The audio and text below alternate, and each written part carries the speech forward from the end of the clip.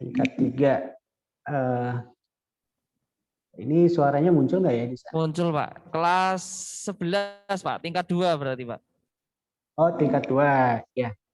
Ya, memang sebaiknya memang dari usia SMK ya sudah mulai tertanamkan bahwa saya pengen menjadi seorang entrepreneur. Bahkan sekarang ini sangat mudah bagi kita memanfaatkan media sosial.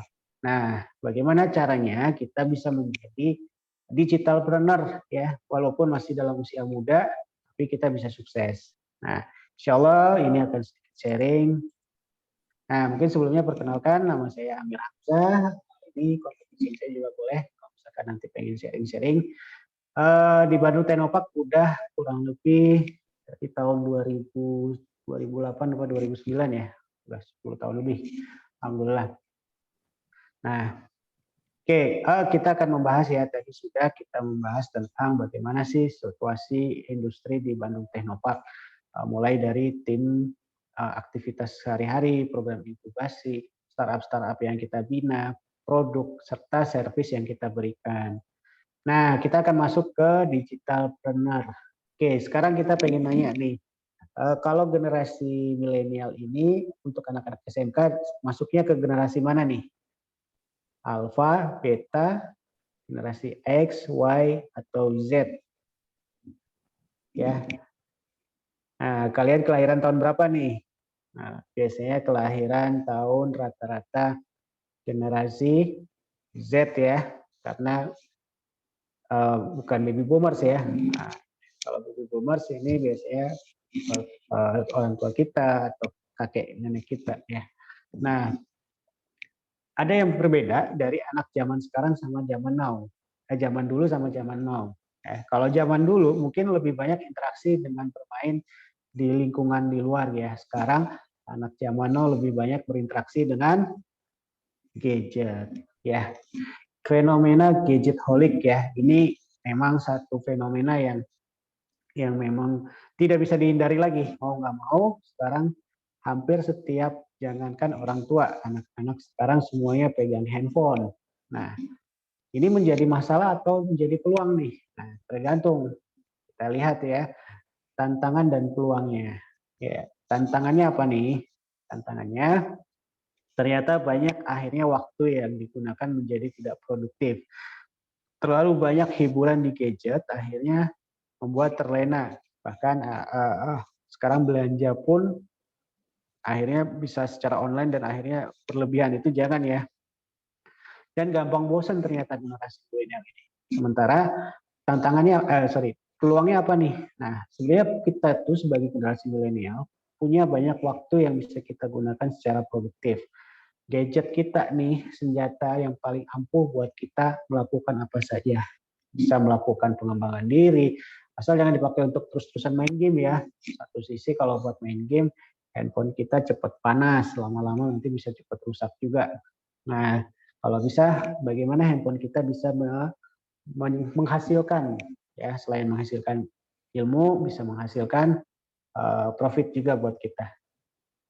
Dan tentunya dengan adanya gadget ini seharusnya menjadi peluang bagi pemuda untuk lebih tangguh dan sabar, bahkan bisa mendukung kita sukses lebih cepat di usia muda. Nah, inilah fenomena yang terjadi saat ini, adanya media sosial. Ya, sosial media ini ternyata membawa perubahan sosial juga dalam kehidupan kita. Nah, bagaimana, kenapa media sosial ini bisa memberikan dampak yang luar biasa dalam kehidupan kita? Kita lihat ya, bahkan banyak orang yang sekarang banyak profesi-profesi baru lahir melalui dunia digital. Yang seperti dulu, contohnya admin media sosial. Dulu mana ada tuh pekerjaan admin media sosial. Tapi sekarang itu menjadi pekerjaan baru di dunia sekarang. Seperti contohnya CEO engineering. Ya, apa itu CEO? Ya, CEO ini biasanya optimasi untuk pencarian kata di Google atau di YouTube. Nah, kita sedikit, ini slide-nya saya lebih banyak gambar-gambar nanti kita supaya nyambung nantinya. Ya, dunia berubah sangat cepat ya. Kadang kita tidak terasa, kita diam saja, tahu-tahu kita dulu mungkin merasa saya masih SMP, sekarang baru SMA. Tapi nanti suatu saat kita akan hidup itu, loh kok udah 10 tahun ya, padahal kemarin itu baru SMA, kok sekarang udah kuliah. Jangan sampai kita banyak waktu kita terbuang. Ya, apalagi sekarang hidup di zaman IT ya, semua serba menggunakan IT. Ya, beruntunglah kalian yang berada di jurusan yang berkaitan dengan IT, TKJ, informatika, teknik komputer, apalagi RPA, rekayasa perangkat lunak, multimedia, ya banyak sekarang jurusan-jurusan yang berkaitan dengan IT. Nah, sebenarnya apa sih yang terjadi? Ya, dulu di tahun 1784 itu mungkin masih kita pakai mesin-mesin yang konvensional, masih pakai kayu. Sampai akhirnya masuk kita ke industri 2.0, menggunakan mesin berbasis tenaga listrik. Sampai akhirnya otomasi, akhir tahun 1969. Nah, akhirnya di tahun 2011 kita masuk ke revolusi industri 4.0. Ya, semuanya berbasis internet. Nah, perubahannya begitu cepat, bahkan sampai kadang kita tidak terasa ya. Nah, dampaknya apa? Tentu dampaknya membuat kita ini mau nggak mau harus beradaptasi dengan namanya teknologi. Ya, kita tekankan lagi ya, melek IT bukan lagi pilihan, tapi kebutuhan untuk saat ini. Nah, kalau kebetulan kalau saya dalam agama Islam, didiklah anak-anakmu sesuai dengan zamannya, karena mereka hidup bukan di zamanmu. Jadi memang perubahan ini harus kita maklumi ya. Mungkin bagi orang tua, sebagian orang tua berbeda dunianya seperti dunia anak-anak milenial sekarang. Nah, ya memang sehari-hari kita bakal banyak berhadapan dengan komputer, berinteraksi dengan dunia digital. Nah, inilah kenyataan. Bahkan di Jepang sudah masuk ke namanya revolusi industri society 5.0. Wah, jadi industri itu dimanfaatkan untuk lifestyle dalam kehidupan sehari-hari. Nah, Indonesia kapan? Indonesia sudah memasuki, tinggal bagaimana kita mempersiapkan. Namun di satu sisi kita sedang menghadapi pandemi. Nah, jadi pandemi ini membuat kita ini serba bingung dengan namanya perkembangan teknologi. Ya, banyak ketidakpastian, banyak hal-hal masalah yang bikin kompleks, sampai membingungkan kita nih hidup di zaman apa toh. Nah, tiba-tiba sampai akhirnya kurang lebih 1 tahun yang lalu, sekitar bulan Februari ya kalau nggak salah, Corona ini datang ke bumi nih, nggak tahu dari mana nih. Nah, tiba-tiba membunuh semua aktivitas manusia. Sampai akhirnya setiap orang berusaha untuk survive, bisa bertahan, dan mungkin udah masuk 1 tahun dia akan berusaha untuk recover, untuk bangkit sampai akhirnya dia bisa berkembang di masa pandemi.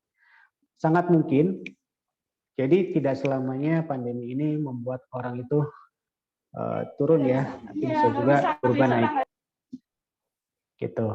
Nah, perubahan lifestyle di masa pandemi ini yang paling terasa, kita lebih banyak stay at home. Yang kedua, go virtual, semua dilakukan secara virtual. Bukan cuma di kita kok. Jadi masalahnya pandemi ini mengglobal seluruh daerah, seluruh dunia bahkan. Nah, ditambah Indonesia sempat memasuki resesi ekonomi di akhir tahun 2020. Nah, efeknya apa? Efeknya ternyata orang lebih banyak di rumah. Akibatnya apa? Akibatnya orang lebih banyak berinteraksi dengan handphone, bukan dengan kehidupan sosial di luar rumah. Nah, inilah angka yang fantastis ya. Ternyata ini yang tahun 2020 ya. Saya lagi tadi coba cari yang terbaru, lupa naruhnya. Jadi itu naiknya drastis ya, hampir 60% orang lebih banyak berinteraksi daripada sebelum pandemi. Nah, resikonya apa? Mental kita terganggu nih. Yang biasanya kita mungkin senang berinteraksi dengan teman-teman kita secara langsung. Sekarang kita dilakukan secara virtual semuanya. Nah, ini yang paling penting juga, menjaga kesehatan mental dan fisik di masa pandemi. Ditambah kita hidup di resesi di era industri 4.0. Nah, kita penting ya, jangan sampai media sosial ini, dunia digital ini membuat kita ini stres akhirnya, karena kita pusing terlalu banyak yang dipikirkan.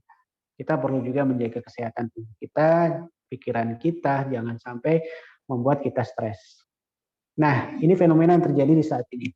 Jadi kebanyakan manusia, apa yang dirasakan? Bosan di rumah, ya. Sampai ada namanya fenomena cabin fever, ya, seperti di pesawat. Kalau di pesawat mau keluar takut ya, kan nggak mungkin juga buka pintu di pesawat kan. Nah, itulah yang terjadi saat ini. Keluar rumah takut kena corona, akhirnya jadi terbatas aktivitasnya. Ya, tapi kita mau nggak mau kita bertahan ya. Dan kita yakin Tuhan tidak akan memberikan ujian di luar batas kemampuan manusia. Nah, ini efek sampingnya. Kebanyakan WFH. Ya, kadang jam tidur jadi berantakan.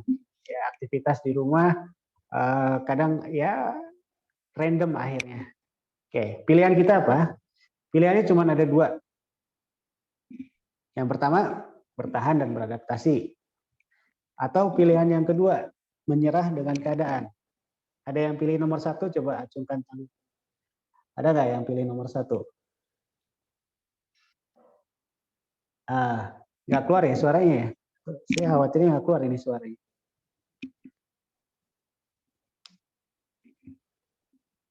Oke, masih keluar ya suaranya? Saya belum cek di WA nih. Mudah-mudahan suaranya masih jelas. Oke, ya tentu kita pilih yang nomor satu ya, untuk bagaimana kita bisa bertahan di masa pandemi. Ya, caranya gimana? Caranya yaitu dengan kita beradaptasi dengan new normal. Ya, ini yang tadi kita berada di zaman serba virtual. Jadi nggak usah khawatir, kalian nggak sendiri kok. Kita semua lagi berusaha untuk bertahan di masa pandemi. Bagaimana kita bisa melihat, bisa nggak sih pandemi ini bukan hanya masalah, tapi juga memberikan tantangan. Tentu bisa ya, banyak peluang yang bisa kita raih juga di balik pandemi ini. Kuncinya nomor satu adalah tenang. Ya, karena dengan kita tenang, kita ini bisa berpikir banyak ya, berpikir kreatif, mencari solusi, mencari kemenangan dari suatu masalah. Nah, caranya yaitu dengan kita berpikir kreatif. Nah, bagaimana sih cara-cara kita sukses di masa pandemi? Nah, ini tips-tipsnya. Yang pertama tentu kita jangan lupa untuk selalu beribadah dan berdoa, mudah beradaptasi dengan perubahan-perubahan ini. Yang ketiga, tingkatkan kreativitas. Yang keempat, lakukan inovasi atau pandai melihat peluang. Yang kelima adalah untuk selalu berpikir positif. Keenam, tenang, ikhlas, dan sabar. Yang ketujuh, jangan menjadi orang yang konsumtif, tapi berusaha untuk menjadi produktif. Ubahlah masalah yang sedang kita hadapi menjadi peluang. Lakukan skala prioritas dan fokus mencari solusi. Dan yang paling penting nomor 9, kolaborasi. Karena kadang kita pusing karena mikirin semuanya A sampai Z sendiri. Nah, itu jangan sampai, kita perlu berkolaborasi. Oke. Nah, berbisnis di masa pandemi. Nah, ini ada fenomena namanya WFH ya. COVID-19 ini melahirkan, kalau dulu mana boleh kita bekerja dari rumah ya, nggak mungkin. Tapi semenjak pandemi justru akhirnya kita bekerja itu lebih fleksibel, bisa dikerjakan dari mana saja. Dan tidak selamanya perusahaan ini banyak yang kolaps ya. Ternyata banyak juga perusahaan yang akhirnya tumbuh pesat di masa pandemi. Contohnya apa? Makanan ya, makanan pasti kebutuhan pokok.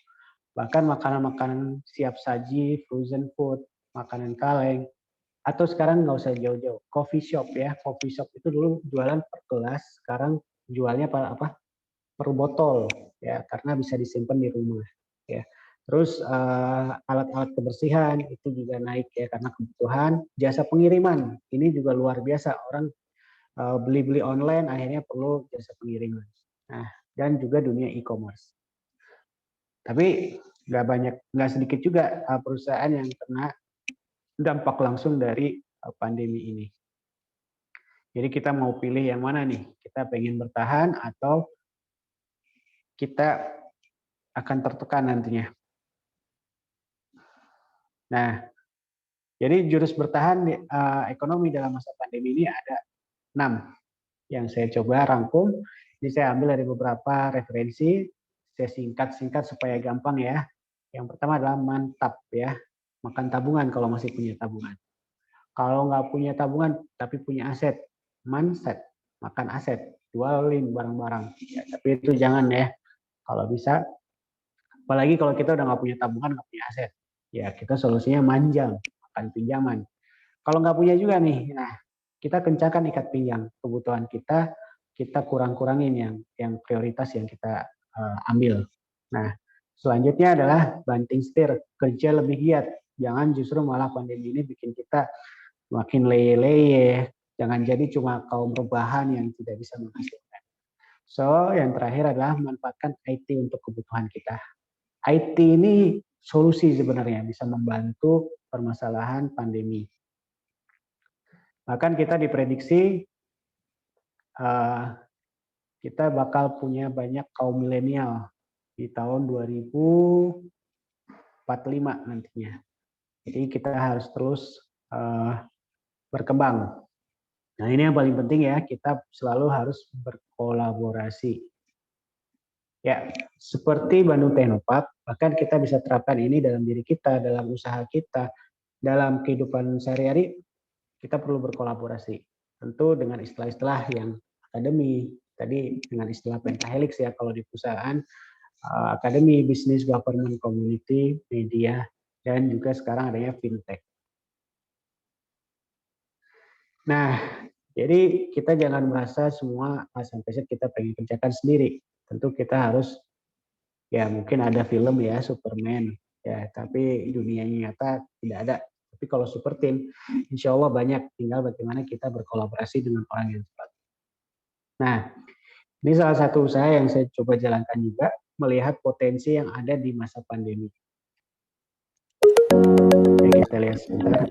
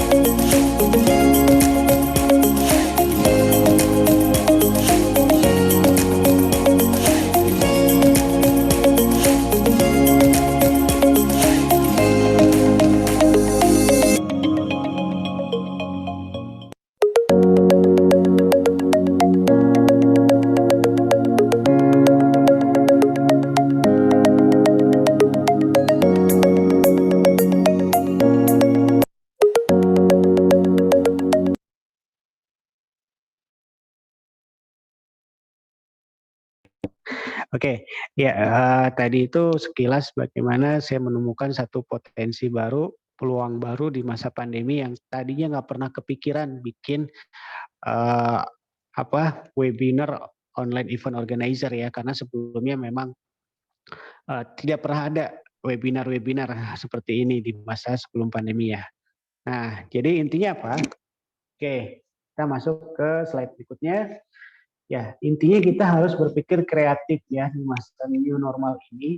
Kita cari potensi-potensi yang ada di sekitar kita. Nggak perlu jauh-jauh ya.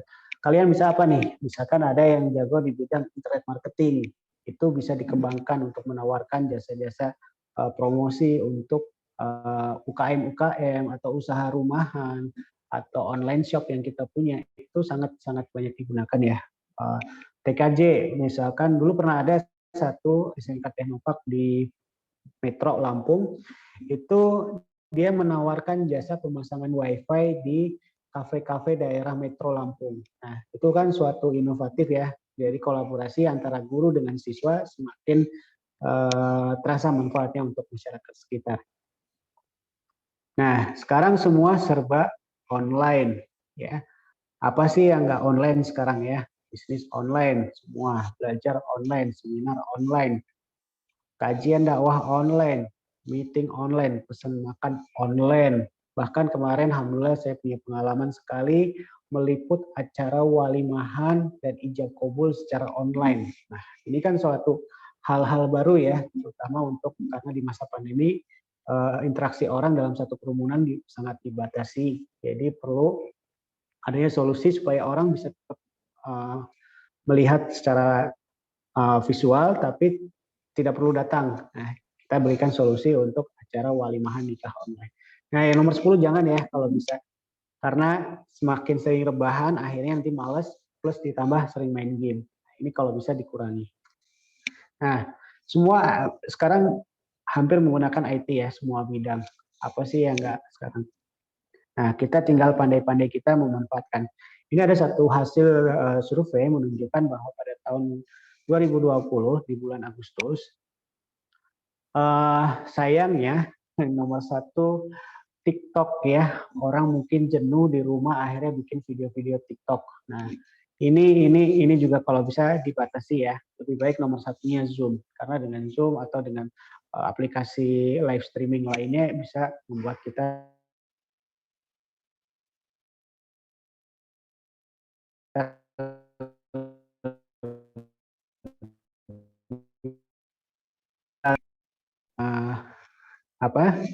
YouTube untuk sarana promosi juga.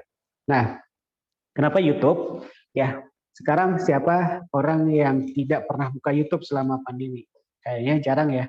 Bahkan banyak sekarang orang-orang di rumahan tuh cari DIY, do it yourself. Jadi melakukan apapun di rumah dengan nonton YouTube. Ya, mau bikin kue nonton YouTube. Mau bikin apa? Kamar baru nih nonton di YouTube. Semua serba nonton YouTube. Dan ternyata kenapa sih orang beramai-ramai mau bikin channel YouTube, mau jadi YouTubers? Ya, ternyata dalam YouTube itu bisa menghasilkan duit. Nah, ini gak banyak orang yang tahu caranya. Cuman bagi orang IT, ini sebenarnya peluang untuk kalian bisa memanfaatkan media sosial ini bisa menghasilkan finansial, kurang lebih seperti itu. Dan ini ada hasil survei menunjukkan nomor satu di Indonesia waktu itu bukan lagi Instagram, tapi nomor satunya adalah YouTube. Ya, karena orang banyak menonton di YouTube sekarang. Nah, kenapa orang berbondong-bondong pengen menjadi YouTubers? Ya, tentu karena ada sesuatu ya. Nah, ini adalah alasan atau motivasi orang bisa pengen jadi YouTubers karena memang bisa menghasilkan yang cukup besar ya dari situ. Bahkan ini ada salah satu ulama besar juga, mereka bisa menghasilkan 400 juta cuman dari YouTube. Nah, ilmunya ada di YouTube SEO. SEO ini tentu buat kalian tidak asing ya, search engine optimization itu sangat banyak dipakai untuk pencarian kata kunci supaya channel kita muncul di halaman paling awal pencarian. Nah, ini ada satu video kreatif, ini mah hanya untuk selingan ya. Ada yang pernah bikin video kreatif bikin seperti ini? Sorry. Nah. Satu, belum ya. Tiga, oke, udah.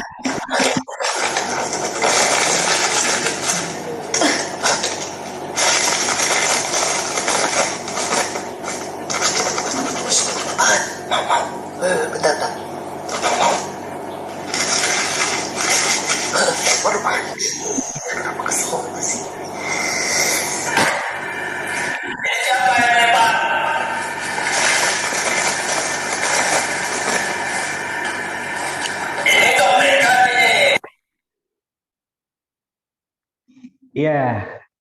Ya, mungkin orang udah jenuh dengan aktivitas Zoom, akhirnya membuat kreativitas. Jadi, atau ini bukan orang SMK 2 Jogja kan? Atau jangan-jangan SMK 2 Jogja nih.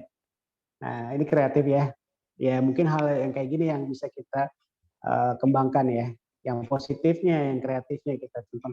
Nah, ini hasil survei, ini saya ambil tahun 2018, sebelum ada pandemi. Konsumsi orang rata-rata media online per hari itu bisa 1-6 jam. Wow, luar biasa ya. Apalagi ditambah masa pandemi. Kayaknya hampir setiap hari, setiap jam kita bentar-bentar lihat handphone, bentar-bentar lihat handphone. Nah, dampaknya apa? Dampaknya selalu akan ada dua, positif dan negatif. Oke, kita lihat yang dampak positif terlebih dahulu. Nah, dampak positif menjadikan kita lebih mudah dalam melakukan promosi. Ini aku ambil aja yang paling simpel ya. Kita dulu kalau mau bikin apa iklan itu dengan mencetak brosur, terus juga dengan membagikan ke rumah-rumah atau ke acara-acara. Namun sekarang dengan adanya media sosial, biaya itu bisa kita pangkas. Kita bisa melakukan promosi secara virtual, promosi melalui digital, yang melalui media sosial. Bahkan bisa gratis tanpa kita mengeluarkan uang sepeser pun, hanya menggunakan internet. Nah, jadi selalu carilah lingkungan yang positif, carilah ilmu-ilmu yang positif. Jangan sampai kita mencari lingkungan yang negatif. Kita jangan sampai ketika kita negatif, lingkungan kita negatif. Ya, usahakan diri kita positif, lingkungannya juga positif. Nah, ada juga ternyata dampak negatif yang sangat memprihatinkan dan ini banyak terjadi di kita. Ya, akhirnya orang kebanyakan main TikTok ya. Kadang sehari sampai bikin berapa konten cuman buat joget-joget atau misalkan buat hal-hal yang tidak penting. Nah, itu masih penting ya. Ini yang lebih parah lagi ya. Akhirnya orang ngumpul dalam satu meja, masing-masing pegang handphone semua. Nah, ini juga mengurangi etika bermedia etika sosial dalam kehidupan kita. Nah, ini juga bahaya. Kemarin ada istilah school breaker. Jadi pada waktu jam istirahat mereka melakukan atraksi yang berbahaya dan itu dijadikan viral, akhirnya membuat orang ini cilaka bahaya. Nah, ini yang tidak boleh. Bahkan sampai Polri memberikan himbauan supaya jangan melakukan adegan-adegan yang berbahaya di media sosial. Nah, ayo kita ambil sisi positifnya. Nah, buat kalian sekarang saatnya bisa mempunyai usaha apapun melalui media sosial. Jadi yang paling penting ada 5 poin. Pertama, yang pertama adalah bangun personal branding.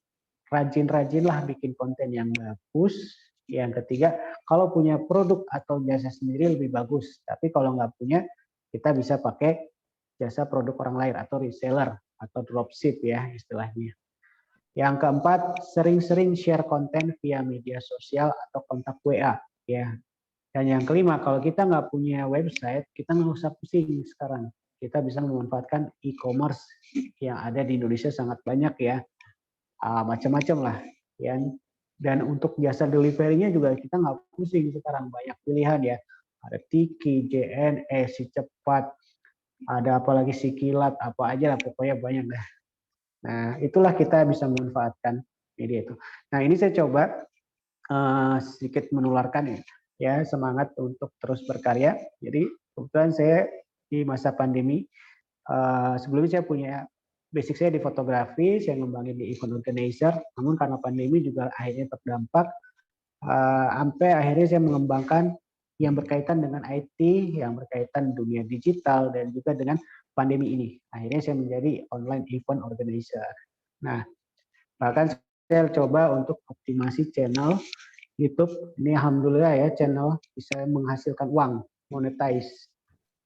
Nah, banyak sekali media termasuk sekolah yang mungkin belum memaksimalkan optimasi media sosialnya.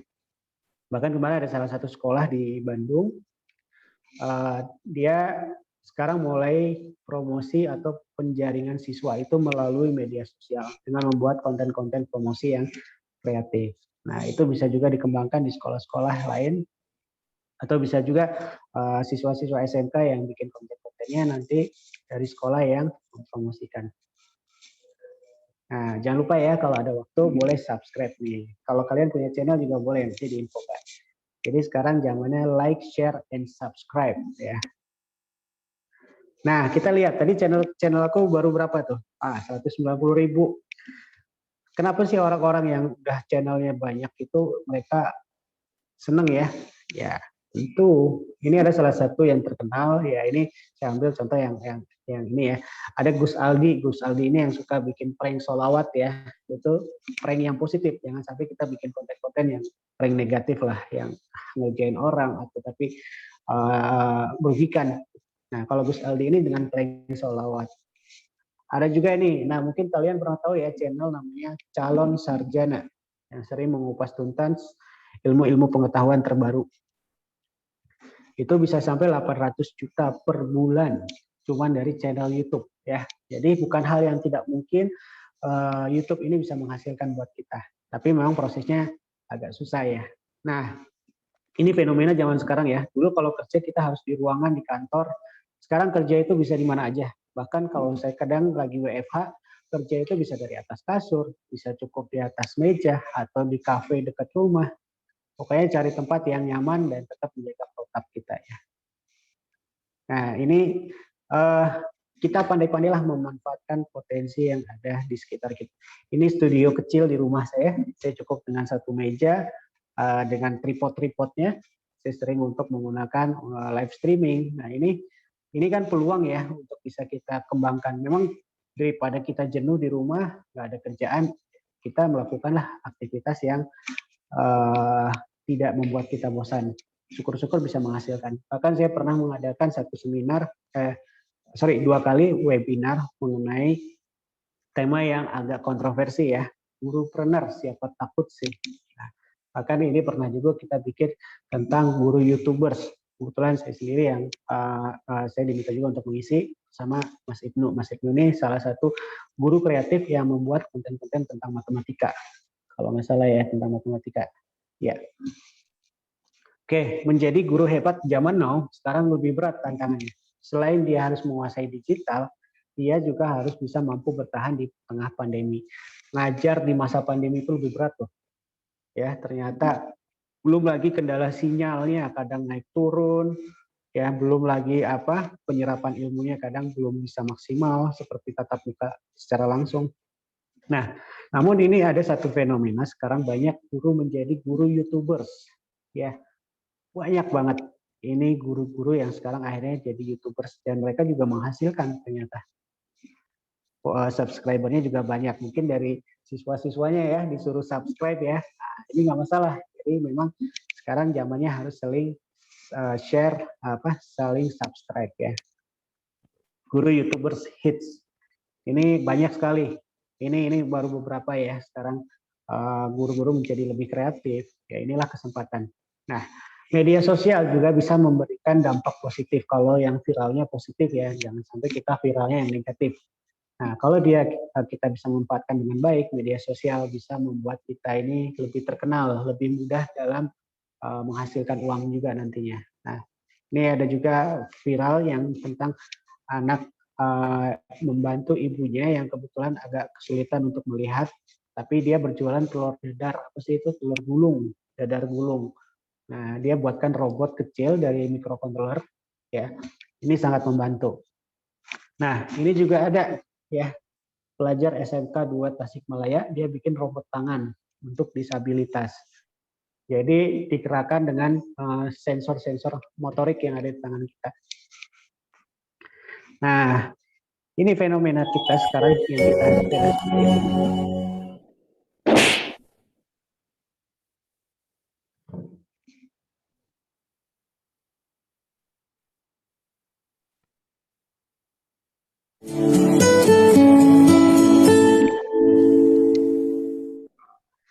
Ya, Corona disconnecting people ya, bukan Nokia connecting people sekarang. Ya, intinya kita punya potensi yang luar biasa. Jadi jangan menunggu usia kita lebih dewasa atau lebih tua baru kita berkarya. Kalau bisa semudah mungkin jadilah entrepreneur. Ya, mungkin satu impian, kedua juga the power of kepepet. Terus terang, karena dengan kepepet ini kadang orang menjadi lebih kreatif ya, dipaksa untuk bisa mencari solusi dalam kondisi yang kepepet itu. Ya, takut, ya wajar takut, setiap orang pasti takut. Tapi yang lebih bahaya ketika kita sudah tidak mau mencoba, tidak punya kemampuan, tidak punya pengalaman. Nah ini kita harus kita lawan ya. Kita mau mencoba, kita mau punya kemampuan dan kita mau mencari pengalaman. Jadi seringkali yang kita anggap tidak mungkin itu hanya saja belum dicoba. ya. Jangan pernah takut gagal sebelum mencoba, jangan pernah takut jatuh sebelum melangkah. Kesuksesan milik orang yang berani mencoba. Nah, ini tambahan sedikit, kita tentang self healing ya. Jadi kita harus selalu berusaha menjaga fisik kita di masa pandemi supaya kita ini tidak mudah jatuh sakit. Menjaga mood happy kita, dan kita juga menjaga konsumsi makanan kita. Seringkali orang sakit itu bukan karena fisiknya, tapi gara-gara pikiran ya, karena terlalu overdosis mikirin sesuatu ketakutan, akhirnya jatuh beneran, sakit beneran. Nah, ternyata ada ilmu namanya ini, saya kurang tahu ya di ilmu psikologis, intinya kalau kita bahagia, level energi positifnya itu sangat tinggi. Bahkan level tertinggi itu ketika kita ini bisa ikhlas. Ya, ikhlas menerima kondisi, ikhlas dengan berdamai dengan keadaan, itu membuat kita ini enzimnya lebih baik untuk tubuh kita. Enzim untuk menjaga imunitas. Ini juga sekarang lagi banyak fenomena baru ya. Dulu coffee shop, espresso, cappuccino, macchiato. Nah, sekarang ada jamu is the new espresso. Bahkan ini saya lihat ada fenomena baru di aplikasi semacam GoFood atau GrabFood, itu menjual minuman herbal pon-pon dari rumahan. Jadi sekarang kesempatan buat kalian dari usaha rumahan bisa menghasilkan. Jadi intinya jangan pernah menyerah dengan keadaan, namun ubahlah keadaan yang kalian hadapi menjadi sebuah peluang. Jangan sampai kita akhirnya nanti menyesal. Ya, kita hidup di dunia untuk tujuan yang jangka panjang. Jadi kita jangan hanya sekedar mencari untung profit, tapi kita memberi manfaat. Oke, mungkin itu sekian dari saya. Terima kasih. Mohon maaf apabila ada kekurangan, kesalahan, karena ini baru pertama kali pengalaman saya untuk kunjungan virtual. Terima kasih. Saya kembalikan lagi ke moderator. Terima kasih Pak Amir atas paparannya. Kalau saya lihat tadi cukup lengkap ya. Sasarannya apa? Paparannya itu lengkap sekali, dari terkait usaha-usaha yang dilakukan, kemudian juga tips dan trik di saat pandemi ini seperti apa dan seterusnya. Lengkap sekali dari Pak Amir. Terima kasih sekali. Baik, sama-sama Pak. para peserta, kita buka tanya jawab lagi sih Pak, Pak Amir. Iya, Pak. Baik, monggo Bapak Ibu atau para siswa yang menanyakan tadi, beliau sudah menyampaikan contoh-contoh usaha, contoh-contoh yang sudah beliau langsung lakukan, contohnya sebagai host untuk Zoom tadi Pak. Event. Iya Pak. Kemudian juga beliau juga berusaha menjadi konten kreator di YouTube dan seterusnya, cukup banyak. Silahkan anak-anakku, kita tanyakan. Banyak hal yang sudah disampaikan beliau, ide-idenya dan sebagainya. Nah, silahkan untuk ditanyakan apa saja yang kira-kira masih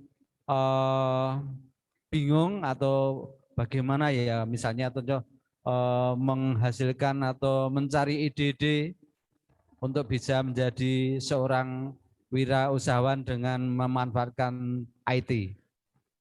Monggo, silahkan. Ya, boleh bertanya secara langsung, nanti ada door prize ya, atau kurang tahu nanti dari panitia. Oh ya, ini di Zoom kebetulan ada dari BTP, ada rekan saya dari Mbak Uca atau Nur Syazia, dan juga dari Asman saya ada Mbak Ellen ya sudah bergabung.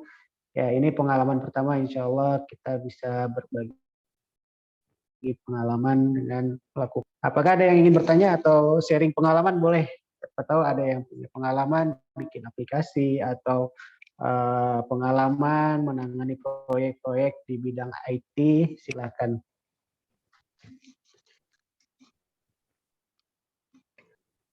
Sebelum sharing, mungkin ada pertanyaan, silakan para siswa.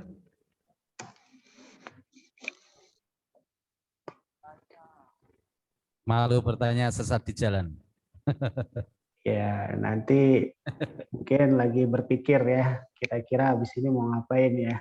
Nah, coba cari peluang yang ada di sekitar kita, nggak usah jauh-jauh, bisa dari usaha rumahan, bisa dari teman-teman sekitar kita, bisa dari handphone kita ya, kita manfaatkan bagaimana caranya bisa tetap produktif walaupun di masa pandemi seperti ini.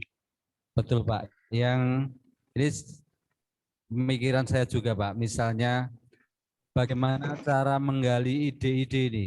Tadi sudah disampaikan contohnya sekarang ada teknologi IT, kemudian ada misalnya saja untuk membuat masakan, kemudian kita kemas, kemudian kita sampaikan promosi di WhatsApp kita ataupun di IG kita, kemudian ada yang pesan dan seterusnya. Ini salah satu contoh.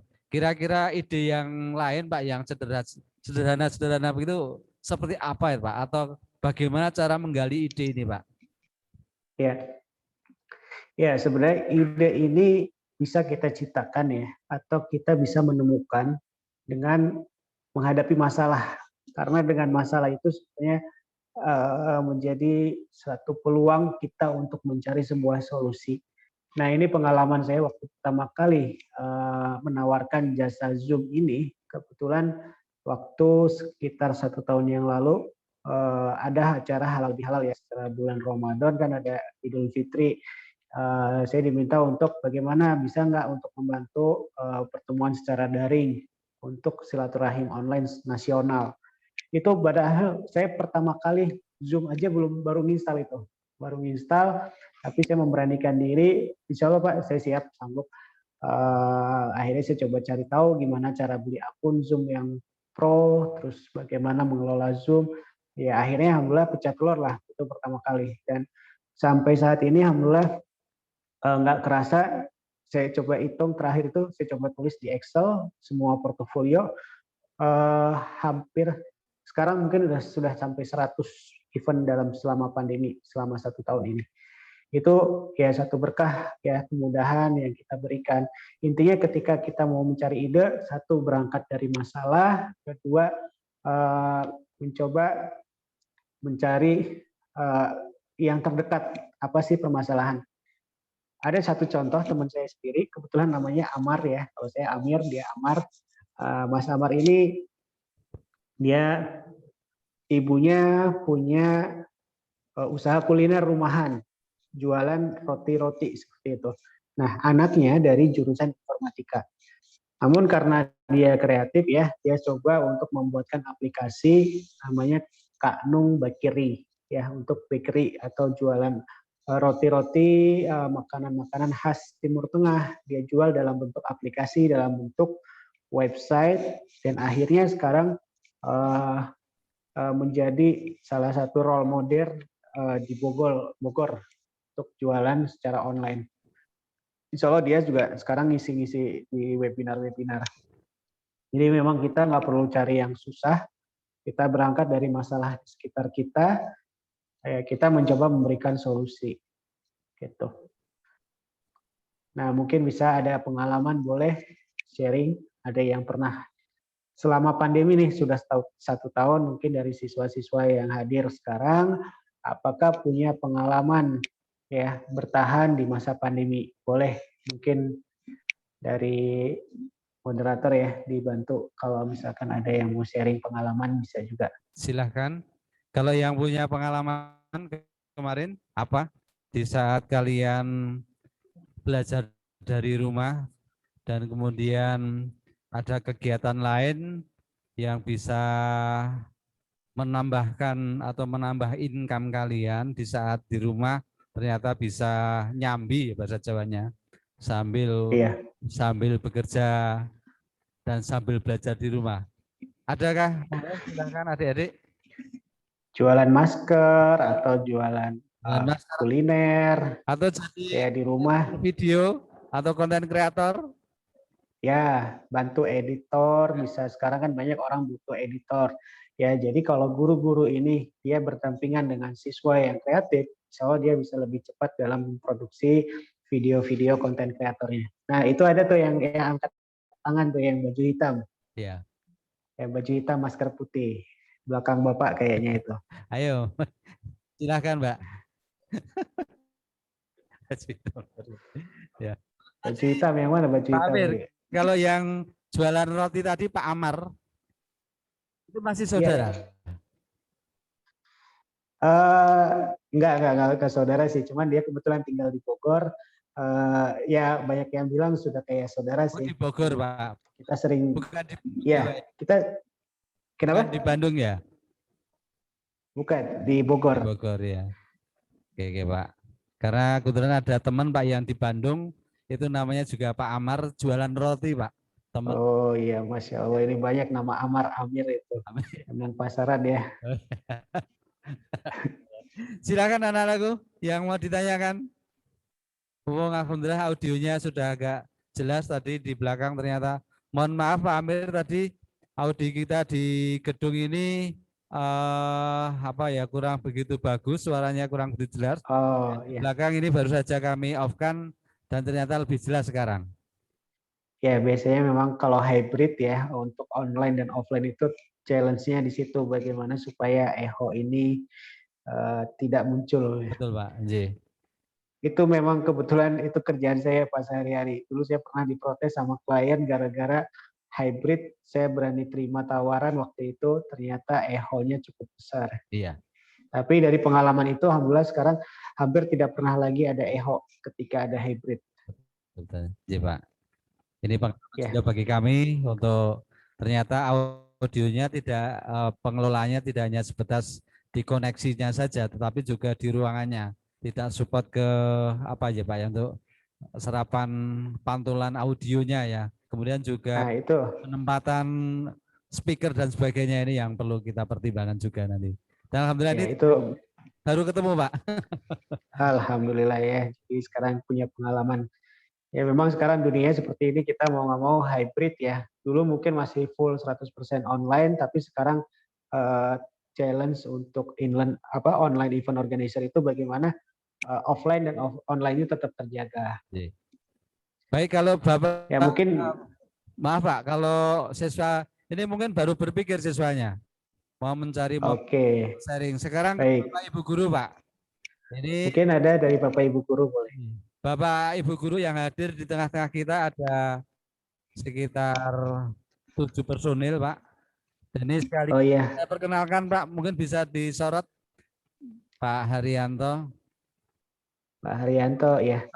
Pak Amir, Pak Haryanto ini Pak Ketua Program kami Bapak yang dari kemarin sudah kontak dengan Pak Amir. Kemudian Pak Haryanto ya. Sebelahnya ini Pak Haryanto. Ini juga guru TKJ yang di belakang mungkin. Bapak Ibu yang di belakang. Ya. Ya. Masya Allah ini. Nah, ini Pak. Yang belakang ya Pak ya, bukan yang di depan ya ini. Oh iya, yang belakang baju hijau itu ya. Iya. Itu Pak. Ini.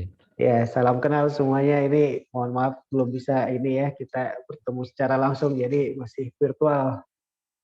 Besok kalau ada kesempatan kita suan lagi Pak, langsung ketemu di BTP karena kalau nanti Insya Allah mudah-mudahan. Kalau COVID-nya sudah hilang Pak, kita lebih mantap kalau bisa suan. Baik Pak Amir, ini ada teman kami Pak Warjana untuk akan menyampaikan pertanyaan atau apa ini? Monggo Pak Warjana. Boleh Pak Warjana. Sebenarnya Assalamualaikum warahmatullahi wabarakatuh. Waalaikumsalam warahmatullahi wabarakatuh. Ya, di sini saya akan menanyakan tadi ada salah satu slide yang tulisannya sangat menggelitik saya dan menjadi tanda tanya bagi saya, yaitu bagaimana memanfaatkan tantangan atau halangan menjadi peluang. Nah itu contoh konkretnya seperti apa? Itu yang jadi pertanyaan ini. Itu Pak. Bagaimana merubah tantangan ini menjadi peluang? Mungkin yang ini ya. Yang ini mungkin ya. Contoh konkretnya seperti apa sehingga menjadi kita nanti. Terima kasih. Assalamualaikum warahmatullahi wabarakatuh. Waalaikumsalam warahmatullahi wabarakatuh. Ya mungkin peluang ini kalau saya sih yakin ya setiap kali ada masalah sebenarnya sudah ada solusi, tinggal kita mau mencari atau tidak solusi daripada permasalahan itu. Nah, ya saya contoh real ya Pak ya.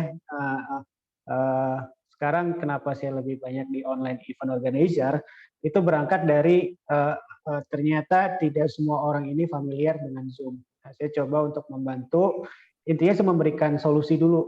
Ya efek sampingnya walaupun ada timbal balik secara finansial ya itu bonus aja. Tapi intinya sih pengen membantu terutama untuk kalangan guru-guru yang ada di pedalaman ya di pelosok, mereka tidak sebaik nasibnya seperti yang ada di Jogja atau apa. Kita bantu untuk mereka menyelenggarakan acara-acara nasional. Karena kan mereka mungkin kendalanya ada di sinyal. Nah, kalau di kita kan insya Allah sinyal sudah cukup bagus kalau di kota. Nah, itu berangkat dari situlah saya coba untuk menawarkan solusi dengan harga yang sangat murah lah. Kalau boleh dibilang itu, bahkan dulu pernah ada menawarkan satu konsep ruang studio dengan biaya puluhan juta, bahkan hampir 100 juta. Nah, saya coba buktikan dan alhamdulillah saya ada salah satu sekolah di Bandung, itu saya coba buatkan podcast studio multimedianya dan alhamdulillah dengan budget yang tidak terlalu mahal. Ya, ini memang saya sempat dikritik juga sama orang audio, Mas jangan merusak harga pasaran dong. Justru sebenarnya bukan merusak ya, karena kita memberikan solusi dengan harga yang sesuai dengan kondisi sekarang ya. Karena kalau kita harga mahal juga di masa pandemi agak susah. Nah, kalau saya sih berani memberikan harga di bawah harga yang ada di pasaran ya, karena ya walaupun angkanya sedikit lebih rendah, tapi kalau kuantitinya banyak ya nggak masalah sih. Jadi itu melihat peluang di balik masalah. Jadi ada masalah nih, guru-guru kadang seringkali mengadakan event atau sekolah-sekolah mereka terkendala karena tidak semua sinyalnya bagus. Nah, minimal hostnya itu harus yang stabil. Nah, itu yang sering saya tawarkan. Saya punya jaminan, saya menjamin bahwa hostnya menggunakan 100 Mbps. Kalau di rumah saya pakai 100 Mbps supaya tidak putus-putus. Terus selain itu kita juga membuat studio multimedia karena sangat dibutuhkan untuk guru-guru saat itu, sekolah-sekolah yang perlu untuk bikin konten-konten media ajar. Nah, itu solusi. Itu pengalaman pribadi ya, pengalaman dari masalah berangkat dari masalah itu. Ada juga orang yang kebetulan istri saya sendiri sempat kena PHK. Nah, dari PHK ini mencoba untuk usaha online di rumah melalui Instagram, jualan buko pandan ya, makanan khas Thailand yang dari kelapa itu ya. Alhamdulillah sih ya lumayan itu bisa sampai hampir 1 juta dalam waktu 1 bulan tambahan ya, kurang lebih tergantung sih kalau jualan kan naik turun ya. Jadi manfaatkan aja media sosial kita. Bahkan juga ini teman-teman kan ada kesempatan bagus ya untuk prakerja, kalau bisa cobalah untuk mendaftar karena di situ banyak sekali, jangan melihat dari uangnya tapi dari ilmu yang bisa kita dapatkan di prakerja itu. Saya rasa sih sempat ya banyak teman-teman juga yang akhirnya mereka bisa belajar secara gratis melalui prakerja itu. Atau bisa juga kalau nggak mau lewat prakerja, ya bisa menuntut ilmu sekarang bisa dari mana saja. Bahkan kita cari inspirasi dari, kalau dulu cari ilmu mungkin harus ke perpustakaan ya. Kalau sekarang cari ilmu bisa dari YouTube ya. Sekarang hampir semua kelas online, jadi semuanya bisa kita pelajari dari online.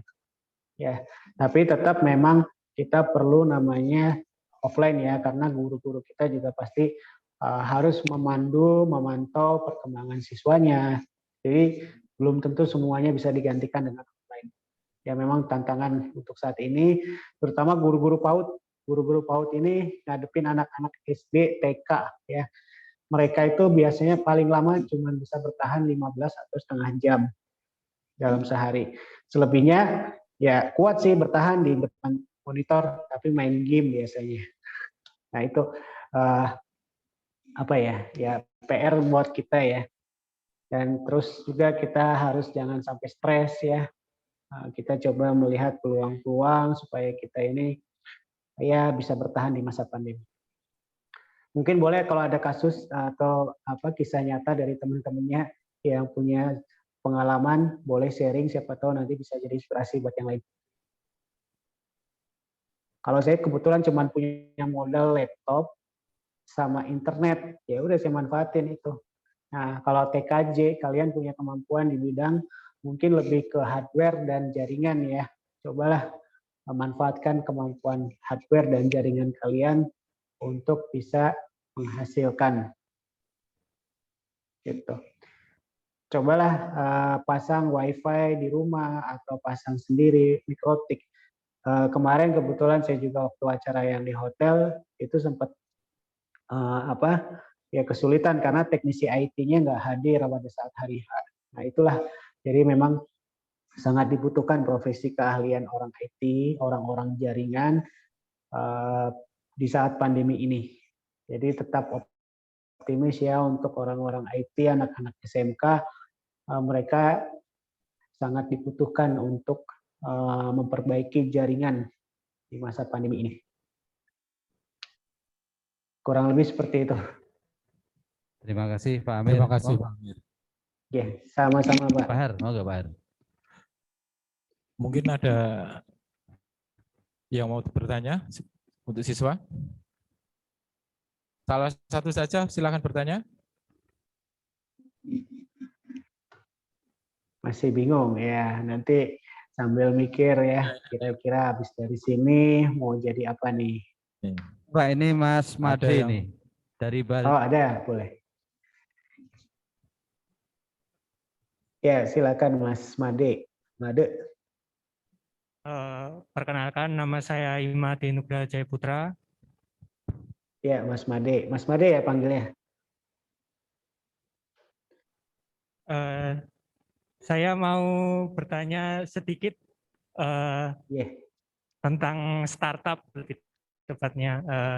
Karena saya lihat seperti sebelum Gojek keluar itu pasti CEO sebelumnya seperti Mas Nadiem Makarim pasti mempunyai ide, orang-orang itu pasti sering berpergian dan itu pasti kadang terhambat transportasi. Kadang saya cuma pengen tanya bagaimana sih menemukan ide-ide terutama di bidang teknologi gitu untuk startup. Iya. Oke, terima kasih Mas Made. Sudah ketangkap ya. Ya, memang yang membedakan startup itu karena dia mempunyai inovasi, mempunyai solusi untuk permasalahan yang ada ya. Kalau kasus Gojek itu kan berangkat dari selama ini kadang kita kalau mau di Gojek itu susah ya untuk mencari lokasi terdekat dari ojek itu, terus juga mungkin dari variasi harga yang tidak standar. Akhirnya Mas Nadiem ini menemukan solusi bagaimana kalau dibuat aplikasi platform untuk aplikasi platform untuk tukang ojek. Nah, akhirnya jadilah aplikasi Gojek ya. Jadi memang harus pandai melihat masalah, pandai melihat peluang di balik masalah. Itulah yang melahirkan startup muda. Jadi berani berpikir beda, mencari solusi. Jadi jadikan teknologi ini menjadi sebuah solusi dari permasalahan kehidupan kita. Jangan sampai teknologi ini malah bikin kita pusing ya. Nah, termasuk makanya ada ilmu namanya UI UX ya. Mungkin ada yang pernah tahu? UI itu user interface ya. UX itu user experience ya. Orang mungkin bisa bikin UI, bikin aplikasi dengan fitur A sampai Z. Tapi pengalaman pengguna biasanya belum tentu A sampai Z itu dipakai semua. Nah, makanya dibikinlah ada namanya ilmu UX. Termasuk contoh sederhana ya, handphone. Kenapa handphone ini bentuknya melengkung ya? kenapa sih tombol power itu lokasinya di sebelah kiri. Nah, itu semua ada ilmunya. Dan itulah namanya UX ya. Jadi kalau berkaitan dengan informatika atau yang berkaitan dengan IT, cobalah kalian mencari peluang-peluang seperti itu. Nah, kemarin juga ada satu mahasiswa yang saya minta untuk membantu membuat aplikasi. Kebetulan saya belum punya aplikasi keuangan untuk startup. Saya kan sering kadang ada orderan Zoom gitu, itu pencatatannya masih manual secara Excel. Nah, tadinya saya lagi mau bikin menggunakan aplikasi database yang nantinya bisa terhubung ke fintech ya. Jadi orang kalau mau bayar itu bisa lewat GoPay, bisa lewat, ada teknologi terbaru ya, namanya QRIS, QR code yang standar internasional, satu kode bisa untuk semua pembayaran. Pernah dengar ya, mungkin kalau di mall atau di kafe bayar itu cukup dengan scan kode QR, itu bisa pakai GoPay, bisa pakai link aja, bisa pakai OVO, Isaku, dan lain-lain. Nah, itu peluang-peluang yang bisa kita ambil kalau dari segi IT ya. Banyak sekali sebenarnya peluang yang bisa kita ambil di masa pandemi ini. Atau nggak usah susah deh, nggak usah bikin aplikasi. Kalau kalian mau belajar internet marketing, itu peluang bagus buat kalian membantu usaha apapun ya, usaha rumahan, online shop, itu bisa menggunakan internet marketing. Jadi misal orang nyari, kalau aku coba optimasi, misalkan Bandung Technopark ini kan menawarkan jasa rent office. Nah, gimana caranya ketika orang mencari rent office di Google itu muncul nomor 1 di paling atas. Kalau nggak bisa paling atas, minimal ada di halaman pertama. Nah, itu perlu ilmu. Nah, namanya ilmunya SEO ya. Itu anak IT lebih mudah belajarnya karena memang basicnya kan ada di situ. Ada yang pernah belajar SEO nggak? Belum ya. Nah, misalkan pencarian kata-kata kunci. Nah, kenapa video YouTube itu gampang banyak yang view? Ternyata para YouTuber ini dia menggunakan kata-kata kunci. Nah, kata-kata kunci ini yang membuat kita ini menjadi trending topik nantinya. Nah, itu muncul dalam pencarian trending topik. Kayak misalkan ya, kemarin ada kasus misal Nisa Sabian nih. Nah, saya menggunakan kata kunci Nisa Sabian. Nisa Sabian ini akan muncul dalam ketika orang mengetik Nisa Sabian, video kita muncul di paling atas. Nah, itu ada ilmunya, ya.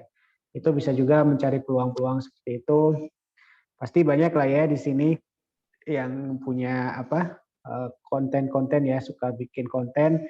Cobalah bikin konten-konten yang pembelajaran, boleh cara merakit mikrotik misalkan, upload di YouTube. Nah, nanti di bawahnya jika ingin memasang di area Jogja bisa menghubungi kami. Cantumkan nomor kontaknya di situ. Jadi merubah masalah menjadi peluang itu di situ caranya. Ubah hobi jadi duit. Ya, kita nggak usah cari yang jauh-jauh. Hobi kita apa? Ubah hobi ini menjadi bisnis kita. Itu kebetulan saya kalau di Bandung Technopark memang berhubungan dengan event ya. Dari dulu kalau ada acara-acara ya memang secara offline gitu. Nah, makanya saya coba ini perdana untuk kunjungan secara virtual. Kemarin juga perdana untuk acara walimahan online, nikahan online. Ya sebenarnya deg-degan juga sih. Cuman kalau nggak berani menerima tantangan ya kapan lagi gitu kesempatan itu datang. Gitu Mas Made. Terima kasih Pak. Monggo yang lain. Oh silakan Mas. Bima. Mas Bima ini Pak Amir matanya. Oke. Ya Mas Bima, silakan Mas Bima. Sebelumnya perkenalkan saya Bima Renhadinata. Ini saya mau bertanya, misalkan kita bisnis ini, nah ada modal, itu modalnya kan kadang kalau dapat uang, namanya manusia kan dipakai untuk apa-apa tuh. Itu jadinya lebih baik untuk upgrade peralatan dulu atau produksi dan kualitas barang yang kita jual? Itu bagaimana Pak yang sebaiknya? Kalau Mas Bima apa ininya, usahanya, rencananya? Kalau Belum kepikiran? kalau saya sih belum ada sih Pak. Misalnya kalau saya kan minatnya sama yang kayak IT gitu komputer. Tapi peralatannya belum memadai tuh. Jadinya mau jualan. Misalnya jualan tuh memperbanyak kuantiti produknya dulu atau peralatannya dulu kalau kita sudah punya modal. Oke, ya, oke Mas Bima, makasih. Ya, kebanyakan orang memang mindsetnya pertama kali kalau mau usaha yang harus dicari adalah uang. Ya, itu memang klasik ya. Tapi tidak selamanya memulai usaha itu harus dengan uang. Bahkan pertama kali saya bisnis fotografi, saya menggunakan handphone, kamera handphone. Saya nggak punya kamera SLR, dulu nggak punya kamera mirrorless, nggak punya kamera pocket juga dulu nggak punya. Nah, sampai akhirnya kebetulan di Bandung Technopark pertama kali sekitar tahun 2009-2010 itu saya diminta untuk dokumentasi. Nah, kebetulan ada kamera kantor. Nah, kamera kantor itu yang jarang dipakai, akhirnya saya handle, saya pakai. Pokoknya setiap kali ada kegiatan saya dokumentasi. Nah, Sabtu Minggunya saya pakai, tapi tentu saya biaya perawatan ya saya yang nanggung gitu. Alhamdulillah. Jadi tidak selamanya harus punya peralatan dulu gitu. Jadi peralatan itu gampang. Kalau ada laptop kita pakai laptop. Kalau nggak punya kita coba pakai media sosial. Kita jualan apa. Jadi kenapa saya lebih banyak di jasa ya? Karena modalnya nggak besar ya. Karena saya menawarkan jasa. Paling saya modal internet, akun Zoom, ya laptop, ya itu udah standar lah. Ya paling mulai dari hal-hal yang kecil dulu. Jangan mikir uangnya dulu atau mau usaha mikirin tempatnya dulu. Yang ada yang nggak jadi-jadi. Jadi kalau kata apa, ya sudah lakukan saja gitu. Jadi nanti sambil jalan kita evaluasi kurang-kurangnya apa, nanti kita akan menemukan dengan sendirinya pola yang sesuai dengan passion kita. Gitu Mas Bima. Terima kasih Pak. Iya, sama-sama Mas Bima. Nah, ini mungkin kalau yang perempuan punya usaha jilbab ya, itu bisa juga mulai memasarkan dari teman ke teman, bisa melalui media sosial, ya, bisa melalui WhatsApp grup. Ya, kita mencoba untuk bagaimana memanfaatkan apa yang ada deh kita. Sering-seringlah ikut webinar, sering-seringlah ikut WhatsApp grup ya, karena semakin banyak kita korelasi dengan orang, insya Allah memudahkan jalan bisnis kita juga. Ini kebetulan kenapa saya sering handle event, ternyata banyak juga teman-teman yang kesulitan mencari database. Nah, kalau saya kebetulan ikut WhatsApp grup itu lebih dari mungkin sekitar 500 grup sekarang. Semenjak pandemi itu banyak nambah grup lah. Ya, tapi dengan banyak grup itu memudahkan kita untuk mempromosikan sesuatu. Mungkin ada perwakilan dari yang perempuan, mungkin punya usaha apa, boleh sharing. Diam-diam baik ini kayaknya. Pak Amir, mohon izin kita agendakan ini pertemuan sampai pukul 11 ya Pak Amir. Baik Pak. Mas, ya nanti boleh. Gimana? Satu pertanyaan lagi sebagai gongnya, monggo. Atau Pak Kas. Boleh. Oke. Monggo Pak. Sebelumnya Assalamualaikum warahmatullahi wabarakatuh. Waalaikumsalam warahmatullahi wabarakatuh Pak Har. Iya.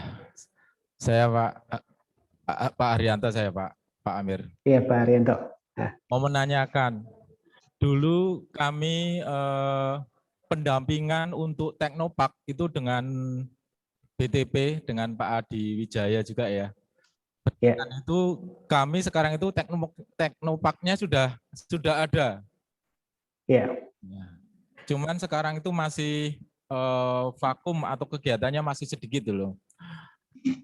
Mungkin kami perlu masukan dari Pak Amir, kegiatan apa yang sederhana yang mudah kami lakukan untuk menghidupkan Teknopark kami. Dari sisi gedung itu co-working sudah ada, ruang meeting sudah ada, kemudian juga tempat display juga sudah ada, Pak. Cuman kegiatannya sekarang yang belum ada atau masih sedikit. Gitu saja Pak Amir, terima kasih. Ya, oke. Baik Pak Haryanto, terima kasih Pak. Memang ya kita dulu nggak ada yang tahu ya bakal ada kejadian namanya COVID ya. Jadi kita berprediksi semuanya normal, tapi ternyata di tengah jalan tiba-tiba ada COVID nih.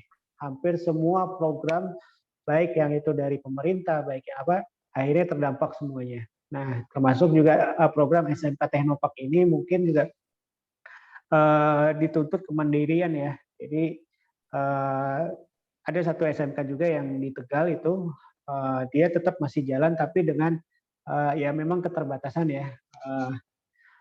Akhirnya dia mencoba untuk bertahan dengan yang melakukan produksi-produksi sederhana, mulai kalau yang di Tegal itu dia digital printing ya, lebih banyak ke bagaimana mencetak undangan secara online ya, jadi nggak perlu orangnya datang. Nah, menemukan inovasi-inovasi seperti itu. Atau bisa juga dengan melakukan pelatihan-pelatihan online, Pak. Nanti dari SMK Teknopark ini bisa juga pelatihan Android, Arduino. Jadi jangan jadikan COVID ini berhenti total gitu. Kalau bisa ya ada, tapi walaupun dia terbatas nggak masalah. Karena kita juga kemarin kita melakukan pelatihan secara daring ya untuk beberapa kali pertemuan, ada pelatihan Arduino, pelatihan web programming. Ya memang ya terpaksa kita harus secara daring sih untuk ininya pelatihannya. Gitu. Mungkin nanti dari SMK Teknopark bisa bikin program-program pelatihan online, bisa melakukan banyak kajian-kajian webinar-webinar, dan mungkin juga membuat studio multimedia itu juga bisa menjadi satu peluang, Pak.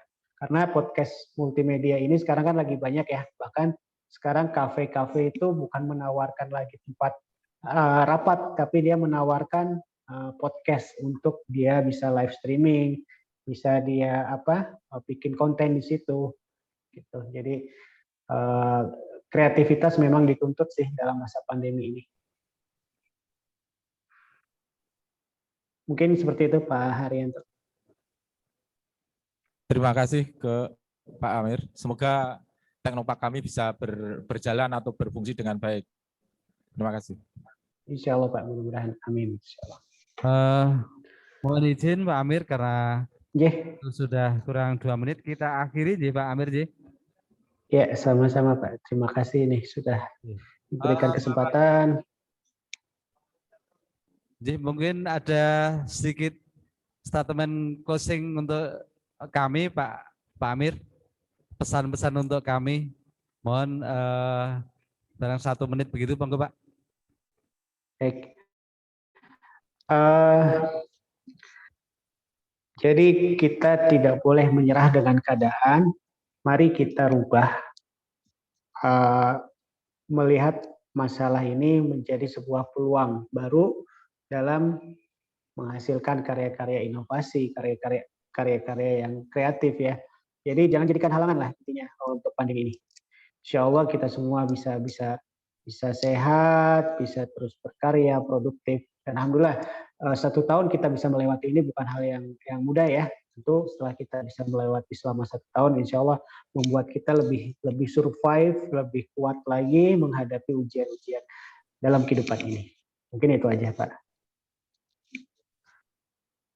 Terima kasih Pak Amir dan Bapak Ibu serta para siswa. Demikian tadi paparan dan tanya jawab yang telah kita laksanakan bersama narasumber Bapak Amir Hamzah dari Bandung Teknopark. Tentunya materi yang telah disampaikan ini cukup banyak dan memberikan inspirasi tentunya bagi anak-anak kami. Dan ini sangat penting bagi kami untuk bisa mengembangkan diri, baik dari sisi individu peserta didik kami maupun secara di level instansi sekolah kami. Dan sekali lagi kami ucapkan terima kasih pada Bapak Amir Hamzah yang telah memberikan materi, Pak. Mudah-mudahan kami segenap keluarga besar SMK 2 Yogyakarta mendoakan kepada Bapak beserta keluarga besar BTP senantiasa diberikan kesehatan, lindungan dari Allah, Amin, amin. dan diberikan rezeki yang berlimpah, Pak. Karena Bapak Amin, terima kasih. ilmu pada kami, ya mudah-mudahan keikhlasan Bapak bisa mendapatkan imbalannya lebih dari Allah Subhanahu wa taala. Amin. Amin. Terima kasih juga sama-sama buat semuanya. Terima kasih untuk seluruh siswa yang sudah hadir ya. Semoga bisa diterapkan dalam kehidupan sehari-hari. Amin. Baik, Bapak, Ibu, dan para siswa, mohon perhatian sebentar. Kita akan mengakhiri sesi kunjungan virtual. Banyak hal yang sudah kita terima dan mohon kepada kawan-kawan, Bapak Ibu guru serta para siswa, apa yang telah disampaikan oleh beliau narasumber ini menjadi masukan-masukan bagi kita semua. Banyak tentunya yang belum kita laksanakan dan kita berusaha untuk bisa melaksanakan hal-hal yang baik dari beliau, dan tentunya ini tidak hanya sekedar informasi saja. Tanpa kita coba kita tidak bisa. Jangan takut dengan kondisi saat ini atau jangan takut untuk mencoba. Silahkan untuk dicoba. Ya, gagal tahu gagal kalau sudah dicoba. Kalau belum dicoba, kalau sudah gagal itu bukan apa ya Pak ya. Belum mencoba kok bilang gagal itu kan tidak ada itu Pak. Ya. Baik, marilah kegiatan hari ini kita tutup dengan berdoa. Sikap sempurna kita minta pada Allah sebagai rasa syukur kita atas kesempatan yang diberikan sampai pada saat ini. Berdoa menurut agama dan keyakinan kita masing-masing dipersilahkan. Alhamdulillah. Cukup. Sekali lagi Bapak, Pak Amir, kami ucapkan terima kasih, dan kepada Bapak Ibu guru serta para siswa juga terima kasih atas partisipasinya di kegiatan hari ini. Dan kami tutup, dan sekaligus saya yang membawakan acara. Bila ada hal-hal yang kurang berkenan, kami mewakili SMK 2 Yogyakarta mohon untuk dimaafkan Pak Amir. Ya, sama-sama. Terima kasih, selamat siang. Assalamualaikum warahmatullahi wabarakatuh. Waalaikumsalam warahmatullahi wabarakatuh.